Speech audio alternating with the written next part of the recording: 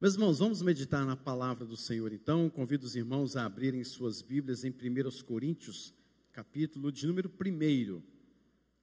1 Coríntios, capítulo de número 1. E o nosso texto hoje é continuidade, versículos 26 a 31. 1 Coríntios, capítulo 1, 26 a 31.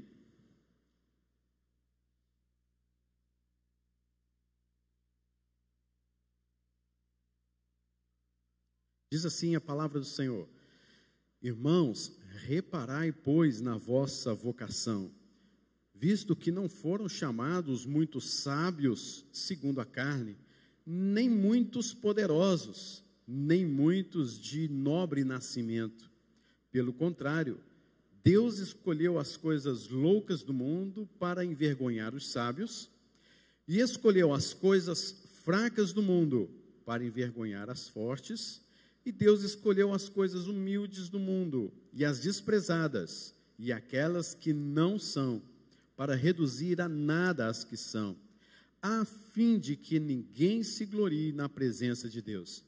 Mas vós sois dele, em Cristo Jesus, o qual se tornou da parte de Deus sabedoria, justiça e santificação e redenção, para que, como está escrito, aquele que se gloria, glorie-se no Senhor. Senhor, a tua palavra que foi lida, na qual nós meditaremos nesta noite. Pai querido, fale profundamente aos nossos corações, como já oramos nesta noite. Encha-nos com o teu poder. Tenha misericórdia de nossas vidas. Fortaleça o nosso coração. Que o Senhor venha, Deus, através de mim, fortalecer, Deus, a vida desses queridos irmãos. Que a tua palavra, Deus, seja realmente algo que venha nos alimentar nesta noite, em nome de Jesus. Amém, Senhor. Amém. Meus irmãos, nós estamos vendo aqui em Corinto um problema muito sério naquela igreja, porque naquela igreja não tinha gente assim muito boazinha, não. Eram pessoas de extrema dificuldade, principalmente na questão de relacionamento. Qual era um grave problema que desde já Paulo inicia a sua carta? Era o problema de divisão dentro da igreja.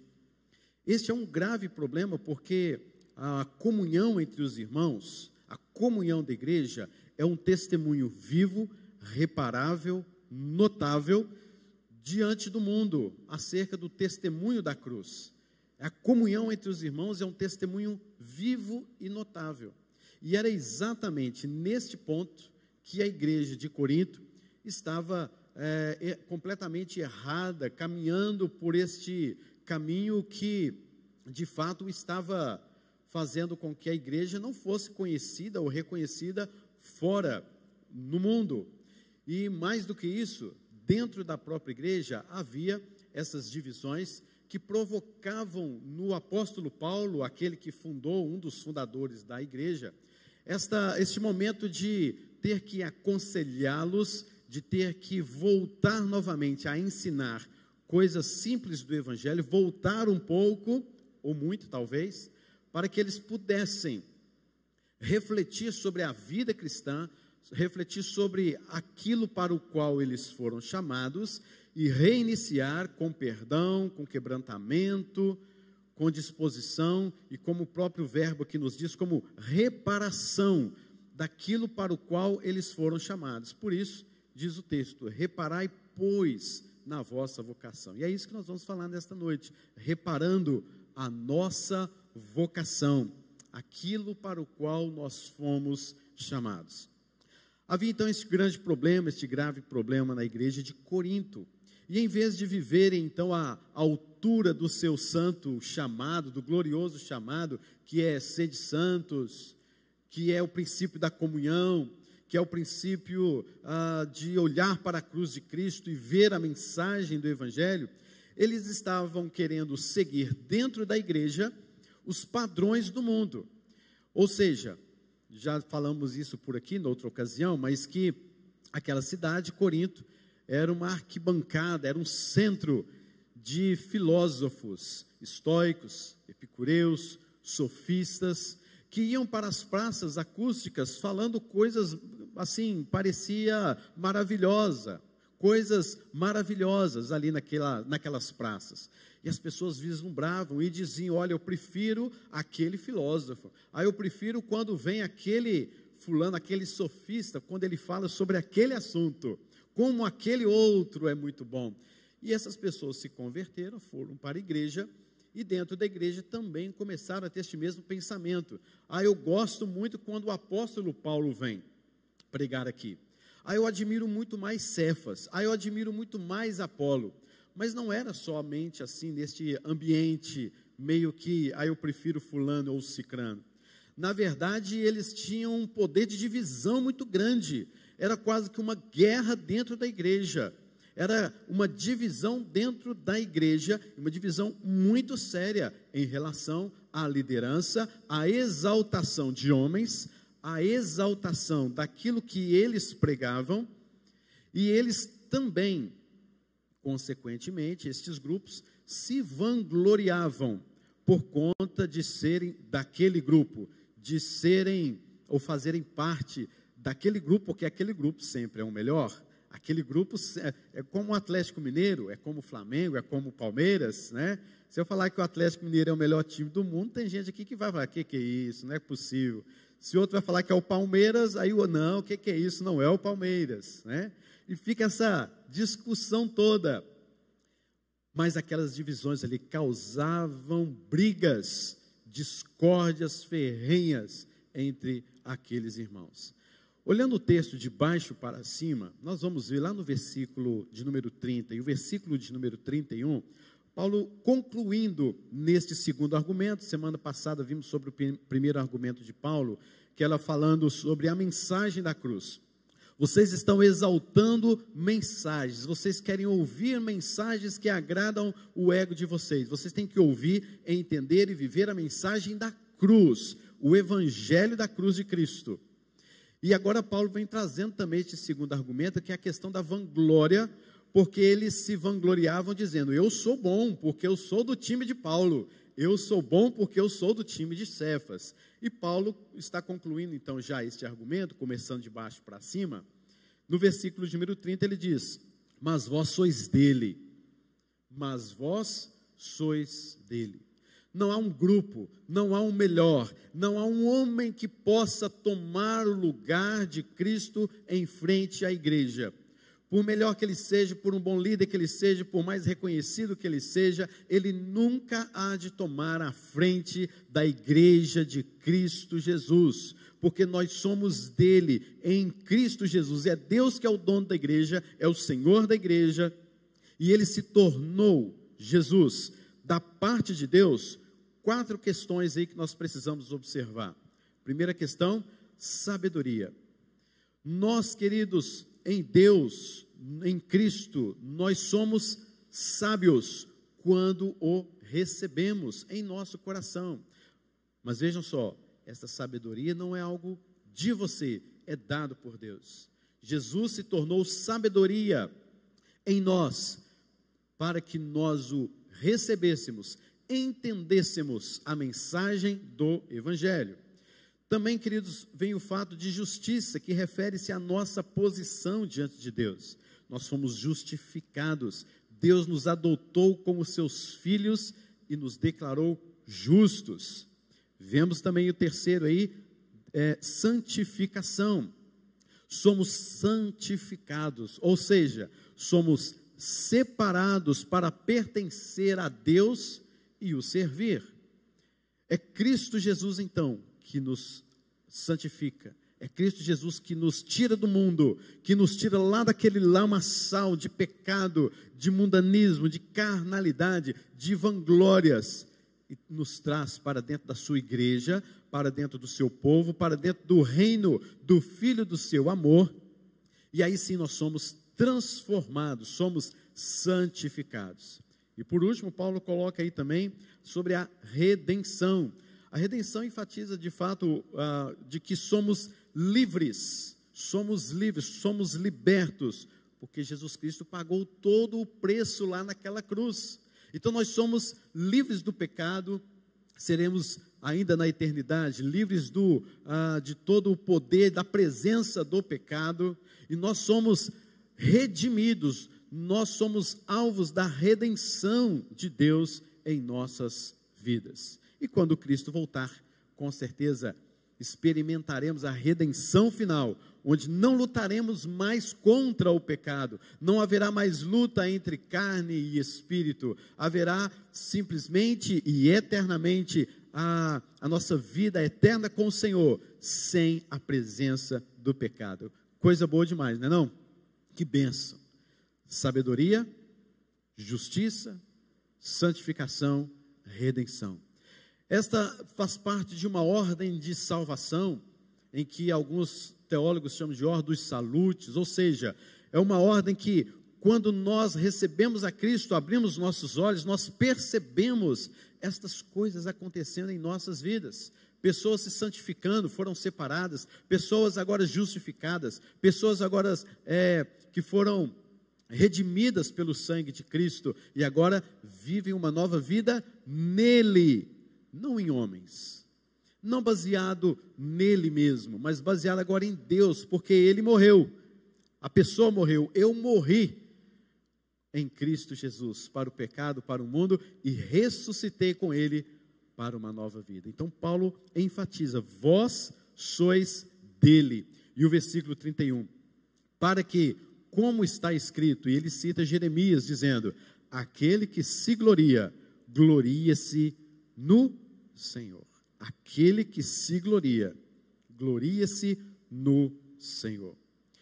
Como que eu me glorio em mim mesmo? Porque essa era a preocupação do apóstolo Paulo, quando ele repete no livro de Jeremias, capítulo de número 9, versículos 23 e 24. Nós temos muita pretensão de nos orgulharmos de muitas coisas. E Paulo tinha essa preocupação porque os crentes de Corinto estavam passando por isso. Eles se vangloriavam de certas coisas. Como que seria isso? É quando creio que eu sou sábio.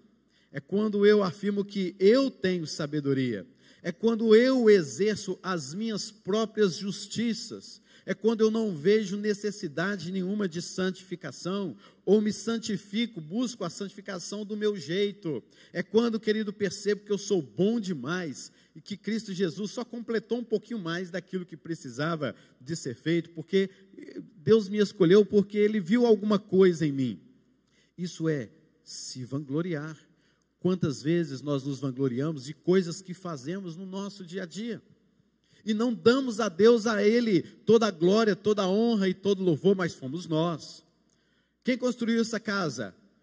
Foi o suor do meu rosto. Olha, você não sabe quantos anos eu trabalhei para construir essa casa.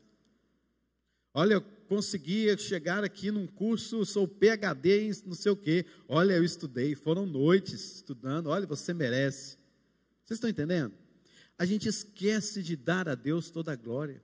A gente, lá no fundo, ainda diz um autor, Charles Swindoll, ele diz assim, que ainda que a gente fale muitas vezes assim, para a glória do Senhor, ainda assim nós estamos nos gloriando muitas vezes. Ainda assim nós estamos dizendo assim, olha, está vendo como é que eu sou santo?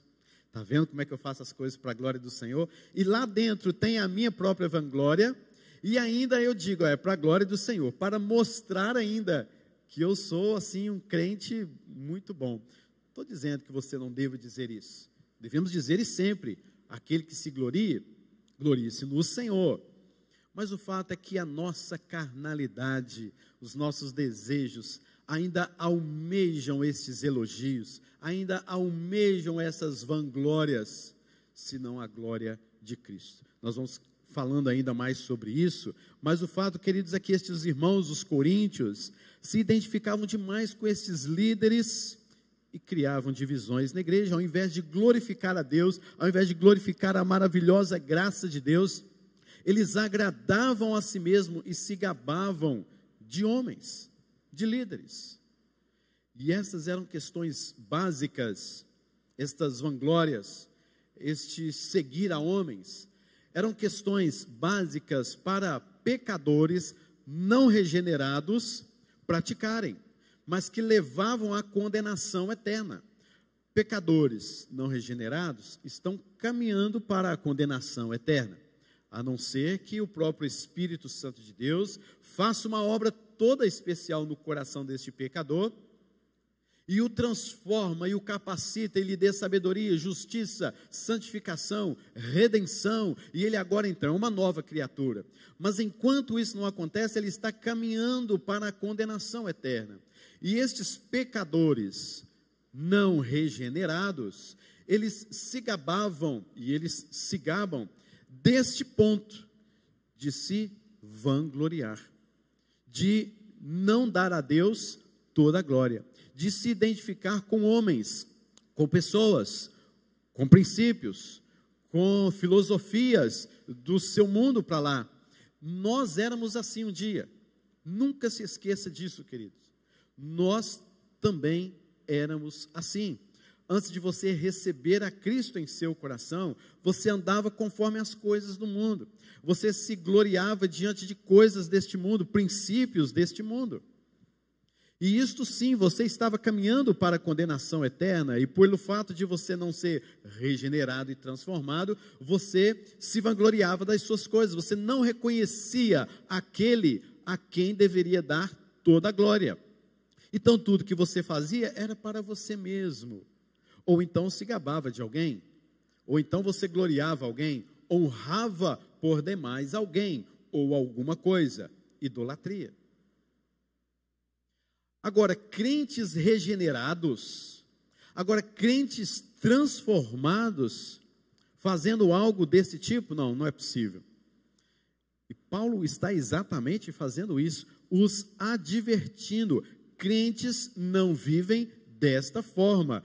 Crentes, uma vez transformados, eles abandonam, eles morrem para o mundo. Romanos capítulo de número 6. E eles vivem para Deus. Meus irmãos, eles deveriam viver à altura da vocação para a qual eles foram chamados. Eles deveriam reparar a vocação deles, mas tudo era esquecido. Tudo ficou no automático. Eu sou de Paulo, eu sou de Cefas, eu sou de Apolo. Do jeito que manda aqui o figurino, eu faço no automático. Não viviam uma vida cristã séria, dando a Deus toda a honra, toda a glória e todo louvor. Eles deveriam reparar a vocação deles. Meus irmãos, nenhuma atitude, nenhum comportamento, nenhum nível social serviu como base para Deus nos chamar à santidade. Nada do que você era. Deus não viu absolutamente nada em você para que você, por algum motivo, se vanglorie de alguma coisa dentro da sua vida, na sua salvação, no seu relacionamento com Deus. Deus não chamou aqueles coríntios por causa daquilo que eles eram, mas apesar do que eles eram, Deus ainda os chamou, até porque eles não eram nada. Há equívocos, grandes equívocos, meus irmãos, quanto à nossa vocação. E quer saber, queridos, Deus não se impressiona com a sua aparência, Deus não se impressiona com a sua posição social, Deus não se impressiona com as suas realizações, Deus não se impressiona com as suas origens, com a sua situação financeira, Deus não se impressiona se você chegou a um pós-doc, a um PhD lá de cima, Deus não se impressiona com nada disso. O que você precisa saber, queridos, é que o evangelho da graça de Deus não deixa espaço algum para a vanglória pessoal. Tudo que você faz, tudo que você tem, aonde você chegou, é um caminho da graça de Deus sobre sua vida, querido. Porque você é um pecador que merecia o inferno, a morte eterna. E você tem o que você tem hoje, você é o que você é hoje, você faz o que você faz hoje, é tão somente pela graça de Deus. Não há do que você se vangloriar, absolutamente nada.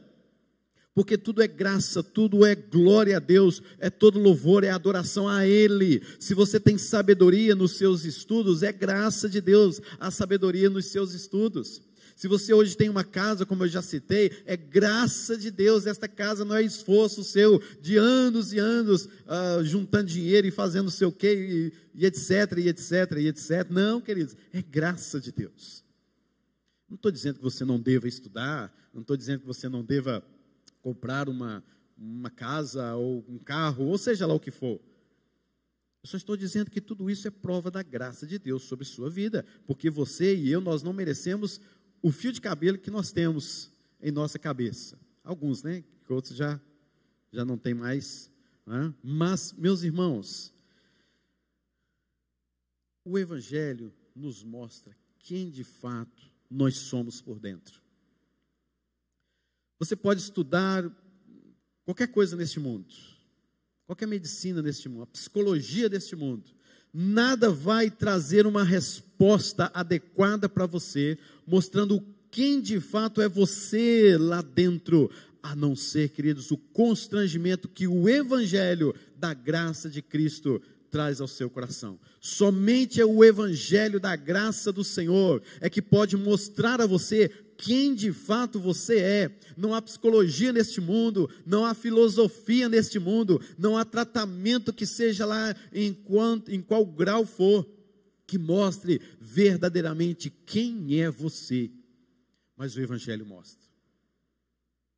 Se você quiser saber quem de fato você é, leia o Evangelho, leia Romanos, leia João, 1 Coríntios, você vai saber, queridos, que nós não somos absolutamente nada. E Paulo não esconde isso daqueles irmãos, os coríntios.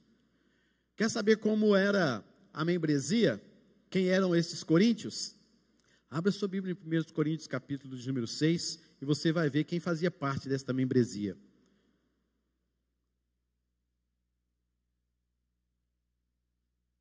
1 Coríntios, capítulo de número 6, versículos 9, 10 e 11.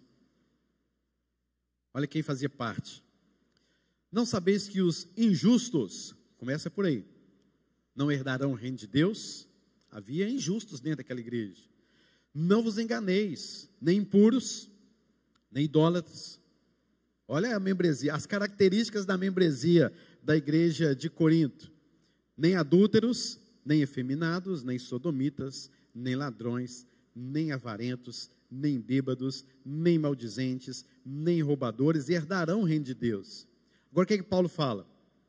Tais, ou seja, dentro desses aí, tais fossem alguns de vós, mas vós vos lavastes, mas fostes santificados, olha só, fostes justificados, sabedoria, redenção, santificação, justificação, né? Em o nome do Senhor Jesus Cristo e no Espírito Santo de Deus, tais fostes alguns de vós. Estes homens que hoje fazem parte da igreja de Corinto, antes disso eles eram tudo isso aí, eles roubavam. Membros da igreja de Corinto, era gente bêbada, que caía bêbada no meio da rua.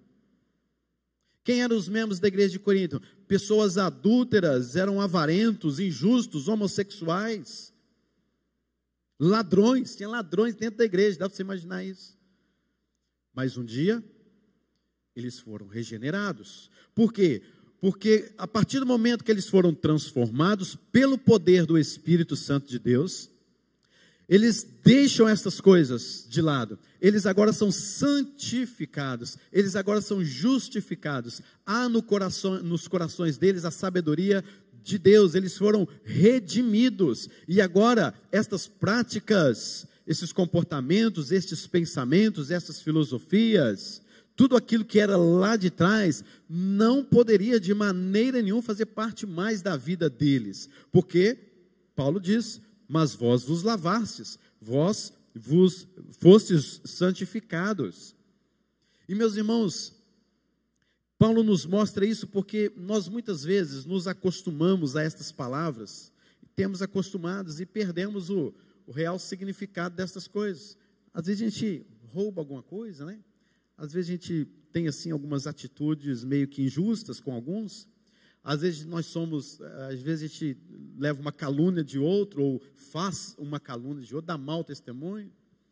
Às vezes a gente faz umas coisas dessas e às vezes a gente não tem esta coisa de: meu Deus, tem misericórdia de mim, eu pequei contra a tua santidade, contra o Espírito Santo de Deus que habita em mim, em o nome do Senhor Jesus Cristo, no Espírito do nosso Deus. Não há arrependimento.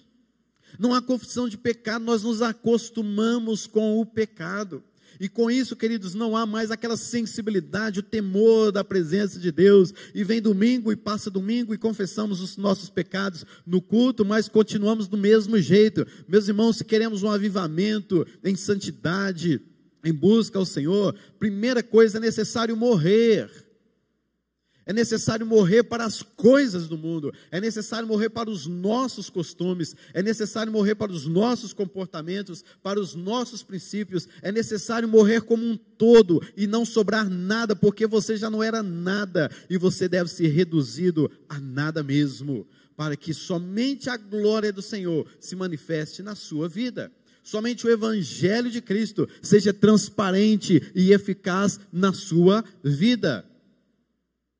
É isso que Paulo está dizendo. Gente, vocês eram assim, lá fora. Agora aqui dentro da igreja, vocês não podem ficar desse jeito não. Vocês não podem ter as mesmas atitudes. Vocês não podem se vangloriar das mesmas coisas que vocês faziam lá atrás. Lá é lá. Passado.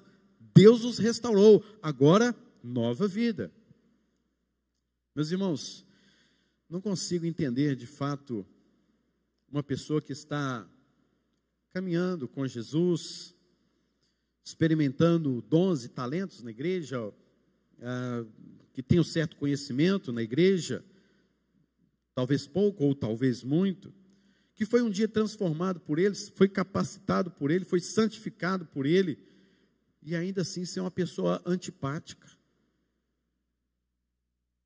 ser uma pessoa grossa, ser uma pessoa sem educação, ser uma pessoa caluniadora, difamadora.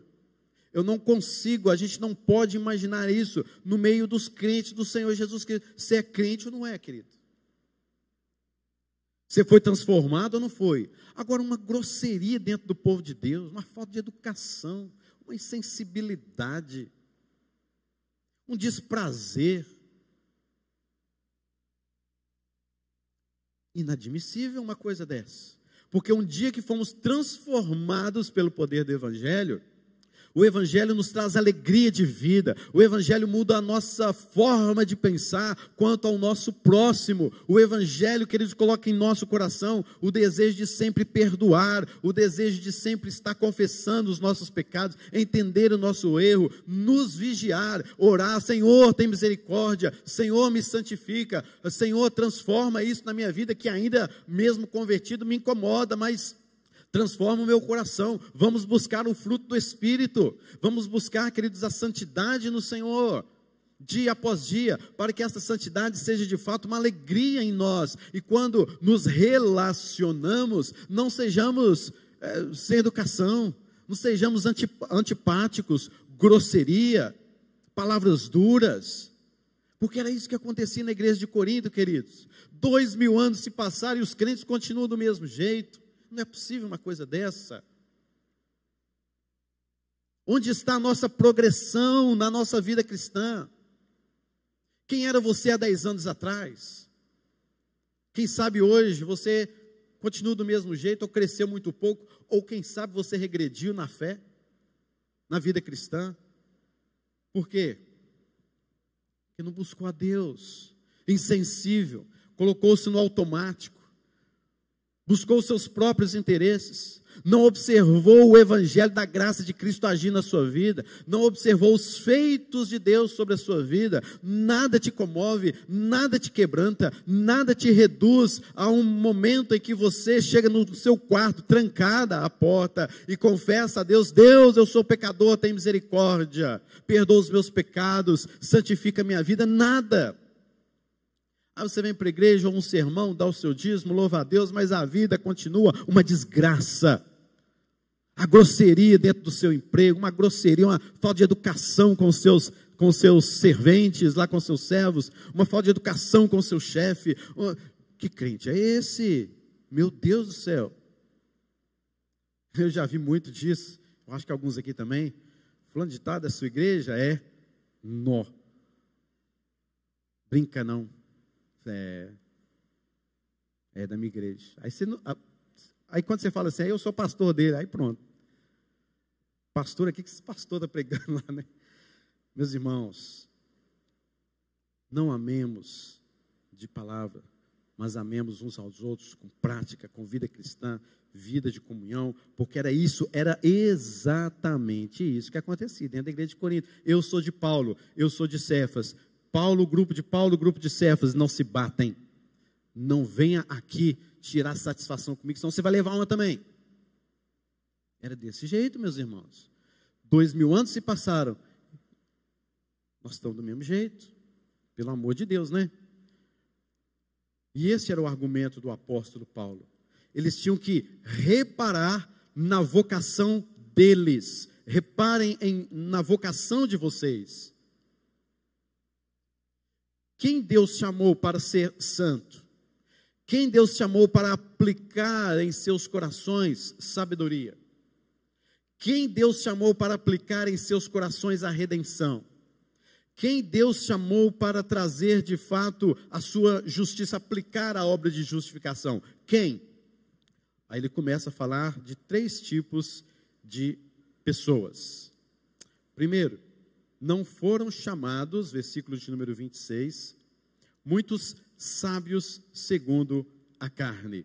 Chamado aqui, queridos, é um chamado interno do Espírito Santo. É um chamado irresistível do Espírito Santo. É quando eu e você um dia abrimos os nossos olhos, enxergamos as maravilhas do Evangelho da graça de Cristo. Foi o toque do Espírito Santo, Ele nos chamou e esse chamado é irresistível. Deus, Ele escolhe aqueles a quem Ele chama. Deus chamou aqueles a quem Ele escolheu. Toda a cidade de Corinto foi chamada.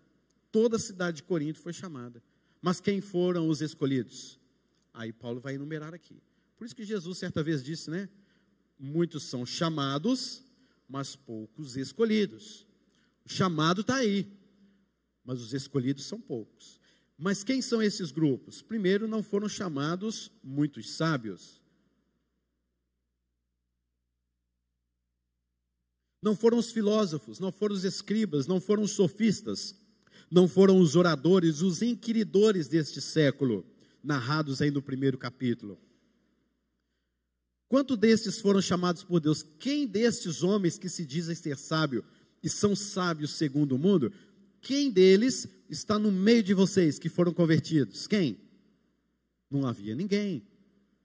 Não foram chamados muitos sábios. A igreja era composta de gente comum, como nós já vimos. Pessoas que da perspectiva humana foram sábios, foram sábias, que ganharam prêmios, que foram reconhecidos mundialmente por conta da sua grande sabedoria daquela época. Quem deles está no meio de vocês? Ninguém.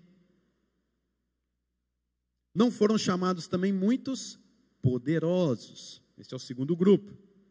Poderosos aqui, queridos, segundo o que podemos ver no original e no contexto, são exatamente os políticos, governadores, que detinham poder. Romanos, né, os romanos adoravam poder militar, um dos maiores exércitos da história, né, o exército de Roma, que submeteu muitos povos, e bem como os judeus também gostam de poder, viu? Judeu também gosta de poder. E Paulo está falando assim, olha aí na igreja, olha para a igreja, olha na vocação de vocês. Foi chamado alguém que tem esse poder? Foi chamado algum político de bom nome dentro de vocês? Eles estão entre vocês? Eles foram chamados? Então por que vocês estão gloriando desses homens? Por que vocês adoram esses homens? Por que vocês falam sobre tanto esses homens? Eles não foram chamados, não. E por mais que eles façam coisas mirabolantes e etc., eles não foram chamados, não. Quem está aí dentro de vocês que são esses homens poderosos? E vocês se vangloriam pelos feitos deles? E vocês o adoram como se ele fosse um Deus para vocês? E vocês o adoram como se ele fosse o libertador, o tal, fulano de tal? Vocês estão errados, queridos. Parem com isso. Eles não foram chamados dentre vocês, não. Vocês estão muito acima, a vocação de Deus está muito acima daqueles que são reconhecidos como poderosos na visão humana e mundana. Terceiro grupo, não foram chamados nem muitos de nobre nascimento. Nobre nascimento aqui também eram pessoas que, possivelmente, de famílias importantes, famílias riquíssimas, famílias com nomes reconhecidos mundialmente ou dentro da própria cidade, que tinham muitas propriedades e riquezas, faziam parte da nobreza real. Quantos ricos mesmo, lá naquele contexto, tem no meio de vocês? Ninguém. Vocês eram ladrões, vocês eram avarentos, vocês eram caluniadores, vocês eram blasfemadores, vocês fazem parte da igreja hoje. Não tem poderosos, não há poderosos, não há gente de nobre nascimento, não há sábios entre vocês. Vocês estão entendendo, queridos, esta questão? É isso que Paulo está pregando. Paulo está dizendo assim, isso que vocês estão valorizando, ao ponto de dizerem assim, eu gosto daquele ou daquele outro, por isso ou por aquilo, eu faço isso por aquele, eu faço isso por aquilo outro, porque ele é isso, porque ele vai fazer isso, porque ele é aquilo outro. Meus irmãos, eles não valem absolutamente nada, porque eles estão perdidos, eles não conhecem o evangelho da graça de Deus, e estão enganando vocês, e eles estão fazendo coisas que para vocês são pertinentes, mas para a glória de Deus são completamente, absolutamente execráveis. Todas as obras dele não vale absolutamente nada diante de Deus, não vale absolutamente nada diante do evangelho da graça de Cristo, porque eles não pregam a Cristo, porque eles não fazem as coisas para a glória de Deus, eles fazem as coisas para si mesmo, eles fazem as coisas para reconhecerem e terem o nome de si mesmos reconhecidos no meio do mundo, no meio de pessoas que eles precisam. Não para a glória de Deus, tem disso não, queridos. Para a glória de Deus, como que uma pessoa num estado deplorável de pecado, sem reconhecer o evangelho da graça de Cristo, sem reconhecer o nome de Cristo, sem se submeter ao poder do evangelho da graça de Cristo, pode fazer alguma coisa para a glória de Deus? Se não unicamente para a sua própria glória. E Paulo está dizendo, foge desses homens, eles são enganadores. Foge desses homens, porque eles não foram chamados. Deus pode chamá-los. Deus pode transformar a vida de homens sábios, poderosos, de nobre nascimento. Mas quem Deus escolheu? Então, enquanto Paulo fala, não foram chamados, no versículo 26, no versículo 27 ele diz, pelo contrário, agora ele fala, Deus escolheu, olha a diferença. Deus chamou, ou melhor, Deus não chamou alguns tais e tais e tais. Mas Deus escolheu estes grupos. Vamos ver estes grupos que são exatamente o contrário do versículo de número 26. Pelo contrário, Deus escolheu as coisas loucas do mundo para envergonhar os sábios. Coisas loucas do mundo. Meus irmãos, aos que para o mundo eram tolos, sem a educação ou o entendimento, a intelectualidade, sem conhecimentos, pessoas incompetentes que não tinham uma formação no conhecimento lá da época, foram exatamente essas pessoas que Deus chamou para fazer parte da igreja. Coisas loucas do mundo são aquelas que o mundo olhava para elas e dizia assim, vocês não são nada, vocês não têm absolutamente nada. Eram pessoas humilhadas, rejeitadas, eram pessoas que não se podiam vangloriar de absolutamente nada. E foram essas pessoas que Deus chamou a fazer parte da sua igreja, em Corinto. Pessoas que não causavam nenhum tipo de impressão. Qual era o objetivo? Final do versículo 27 diz, para envergonhar os sábios. Este era o objetivo. E em que sentido envergonhar os sábios? Para que no dia do juízo, esses que consideram sábios diante de Deus, vão perceber que a sua sabedoria não valeu absolutamente nada, porque eles serão condenados agora ao inferno. A sabedoria dos homens não salva ninguém. Segundo grupo, Deus escolheu as coisas fracas do mundo, contradizendo os poderosos desta terra. Quem são esses fortes? São os poderosos economicamente, que agem politicamente, financeiramente, mas que na visão do mundo estes homens são poderosos, mas os fracos aqui são aqueles que não têm influência alguma dentro da sociedade, que não estão comandando o destino de uma sociedade. Estes homens na visão do mundo, são os poderosos, mas na visão de Deus, aqueles que são fracos são esses rejeitados, são esses que não têm poder algum de mudança na vida da sociedade. E no dia do juízo, os poderosos verão que toda a sua fortuna, toda a sua influência, todo o seu poder, toda a sua majestade, toda a sua arrogância não eram nada diante de Deus, e que Deus optou por aquelas pessoas fracas. Para quê? O objetivo, para envergonhar as fortes. Eles vão passar vergonha diante daqueles que foram chamados por Deus. Terceiro grupo que Paulo fala no versículo de número 27, contradizendo o versículo de número 26 nas suas expressões. Versículo de número 28, na verdade. Deus escolheu coisas humildes do mundo com o objetivo de reduzir a nada as que são. Coisas humildes, queridos, o contraste que ele faz com os de nobre nascimento. Esses homens, plebeus, pobres, sem importância, agora Deus vai buscar este povão, né? Para fazer parte da sua igreja. Esses pecadores, para fazerem parte da sua igreja. Deu para notar então? Deu para entender? Deus não chamou aqueles, mas Deus escolheu estes. Pessoas fracas, humildes, sem nobre nascimento, loucas diante da visão do mundo, fracas diante da visão do mundo, que não tem influência nenhuma, não tem impressão nenhuma, os humildes, os desprezados e aqueles que nada são, com o objetivo de reduzir nada às que são. Qual a motivação de Deus para isso? Por que que Deus fez assim? Por que que Deus não chamou poderosos? Por que que Deus não chamou influenciadores? Por que que Deus não chamou gente riquíssima para influenciar este mundo? Para mudar o visual deste mundo com princípios do evangelho, etc, etc. Porque está no versículo 29 o objetivo. O motivo de Deus ter feito desta forma é a fim de que ninguém se vanglorie na presença de Deus. Você já imaginou um homem poderoso neste mundo? Pensa aí num homem poderoso neste mundo. Ele agora é crente, e o que seria uma bênção, com certeza. Deus transformou, Deus restaurou e tal. Mas, queridos, ele poderia estar de fato se vangloriando, dizendo: eu com o meu poder, com a minha influência, eu recebi a salvação, eu quero glórias para mim. Mas espera aí, não precisa de ser um poderoso para pensar isso muitas vezes, porque eu e você, que não temos nenhum tipo de influência ou poder nesse sentido, na visão do mundo, quantas vezes nós nos vangloriamos de nós mesmos? Vocês estão entendendo, queridos, que o negócio é mais fundo? Vocês estão entendendo que vida de santidade, vida com Deus, é um negócio que tem que ser levado a sério mesmo?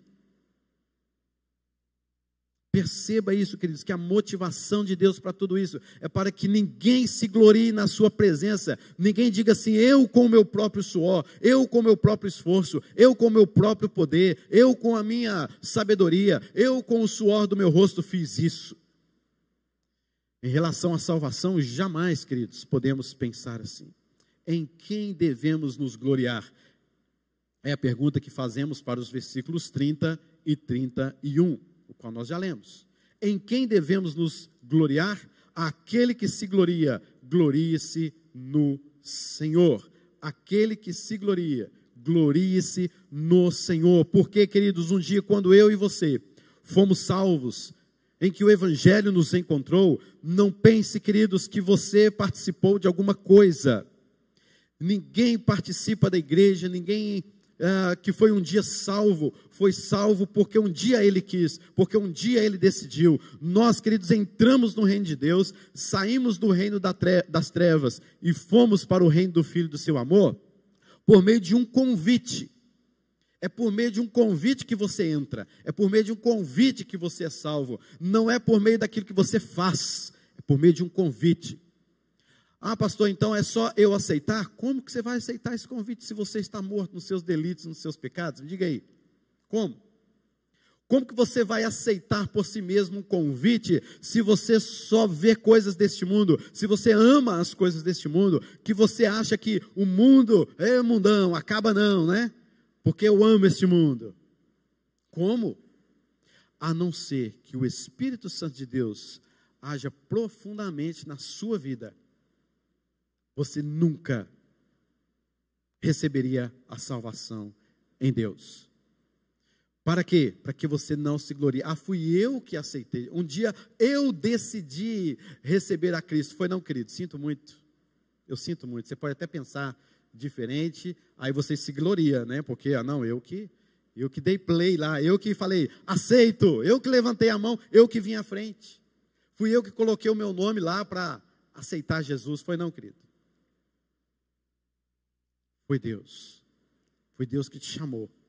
Foi Deus que te trouxe. Foi Deus que te predestinou, que te escolheu, que te santificou, que te redimiu, que aplicou a sua justiça, a justiça dele em você, que aplicou a redenção dele em você, que te trouxe e pegou a sua mão e disse assim, olha, eu recebo.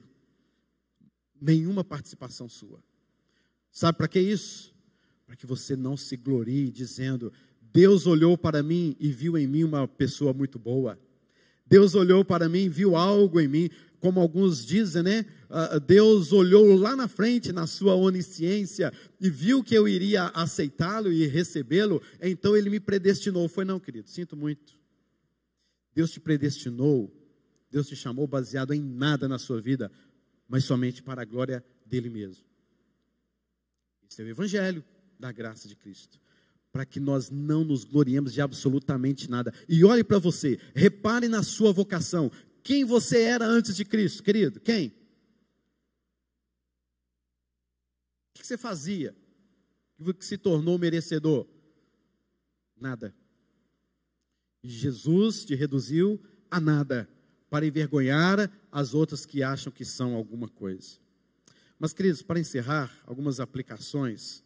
Em primeiro lugar, saiba que foi Ele que te chamou. Glorie-se, portanto, no Senhor. Você não teve participação na sua salvação. Glorie-se sempre, toda a glória, toda a honra, todo louvor, adoração, são dadas somente ao Senhor. Em segundo lugar, querido, não se impressione com as descobertas e conquistas deste mundo. Avanços, descobertas, são impressionantes, a gente fica impressionado com tanta sabedoria por aí afora, mas, meus irmãos, existe um conhecimento maior que procede de Deus e que vai durar eternamente. Há muitas pessoas que se gloriam por causa do seu próprio conhecimento, pelo seu nível de escolaridade, pelo seu PhD, pelo seu doutorado, pelo seu curso, que é mais importante ou que é menos importante, por aquilo, pela sua profissão, pelo que tem, pelo que faz, pelo que exerce na sociedade. Queridos, dentro do reino de Deus não tem isso. Dentro do reino de Deus, queridos, nós somos reduzidos a nada e nós éramos nada. Não, Deus não se impressiona absolutamente com nada disso. Não estou dizendo que você não deve estudar, né? Mas só estou dizendo que Deus não se impressiona com o seu PhD. Deus não se impressiona com a conta bancária que você tem no banco, né? Obviamente. Deus não se impressiona com a inteligência que você tem. Porque tudo vem dele. Tudo vem do Senhor. Em terceiro e último lugar, queridos, muitos de nós perguntamos muitas vezes, por que Deus fez assim e não assim? Por que Deus age desta forma e não daquela forma? Vocês têm algumas perguntas assim sobre Deus? Que bom que vocês têm, porque aí eu me identifico também, né? Não é só eu, não é somente eu. Querido, sabe por que Deus faz algumas coisas que a gente não entende? A resposta é o versículo de número 31. Para a glória dele. Não é para nós entendermos. Não é para ele tem que prestar contas para nós. Lucas, eu estou fazendo isso, aquilo outro. Você entendeu? É assim, desse jeito. Então, assim, não. Ele faz as coisas acontecem e ele faz tudo isso para a glória dele mesmo. Para a glória dele e não para prestar relatórios para mim. Eu vou ficar sem entender e vou dar a Deus toda a glória porque ele é glorioso e ele fez todas as coisas para a sua própria glória. Amém, queridos? Que Deus nos abençoe com esta palavra. Leia este texto novamente, que você possa observar na sua vocação quem de fato é você, para que você busque santificação no Senhor, em nome de Jesus. Nós vamos orar ao Senhor, logo em seguida teremos mais um cântico ao nosso Deus, louvando ao nome dele. Senhor, ser com o teu povo, ó Pai. Nós lemos na tua palavra que nós não podemos de maneira nenhuma nos gloriarmos em nós mesmos, em nossas atitudes. Mas Deus, tem misericórdia de nós, porque nós queremos andar em conformidade com a tua palavra. Nós muitas vezes não sabemos como nos santificar. Nós pedimos ao teu Espírito Santo que coloque em nós a palavra do Senhor, para que ela seja a nossa santificação. Porque a tua palavra, sendo a verdade, e ela é a verdade, que ela venha de fato nos santificar. Fortaleça o teu povo na tua palavra, e que toda a glória seja entregue única e exclusivamente ao Senhor, em nome de Jesus. Amém.